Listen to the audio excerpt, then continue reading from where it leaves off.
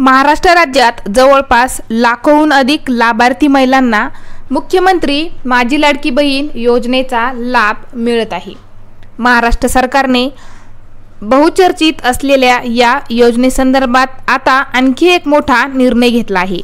विधानसभा निवडणुकीदरम्यान झालेल्या या योजनेचा फायदा राज्यातील तब्बल 2 कोटींहून अधिक महिलांना झाला होता। मात्र या योजनेमुळे सरकारवर आता मोठा आर्थिक ताण आला आहे।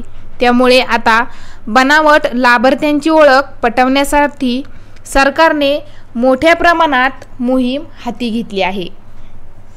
सरकारच्या आता नव्या नियमानुसार आता ई-केवायसी प्रक्रिया फक्त महिला लाभार्थ्यांसाठीच नाही तर त्यांच्या पती किंवा वडिलांसाठी देखील अनिवार्य केली आहे।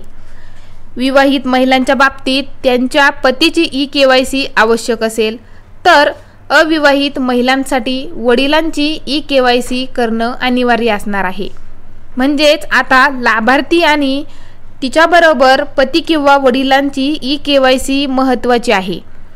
जर लाभार्थी महिलांनी किंवा तिच्या पतीचे किंवा वडिलांचे एकत्रित उत्पन्न 2.5 लाखांपेक्षा जर जास्त असेल तर अशा लाभार्थ्यांना योजनेतून अपात्र ठरवण्यात येणार आहे।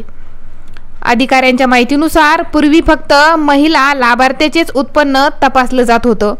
अनेक महिलांचं उत्पन्न 2.5 लाखांपेक्षा कमी असल्यामुळे त्या पात्र ठरत होत्या। मात्र कौटुंबिक उत्पन्नाचा विचार झाला नसल्यामुळे अनेक गैरप्रकार घडले। काही प्रकरणांमध्ये पती किंवा वडिलांचं उत्पन्न ठरलेल्या मर्यादेपेक्षा जास्त असताना देखील महिलांनी योजनेचा लाभ घेतला किंवा त्यांना तो लाभ मिळत होता। याच पार्श्वभूमीवर आता कौटुंबिक उत्पन्नाची पारदर्शकता निश्चित करण्यासाठी सरकारने नवा नियम लागू केला आहे। लाडकी बहीण योजनेची ई-केवायसी प्रक्रिया पूर्ण करण्यासाठी लाभार्थ्यांनी अधिकृत वेबसाईट ladkibaheen.maharashtra.government.in या लिंकवर भेट द्या।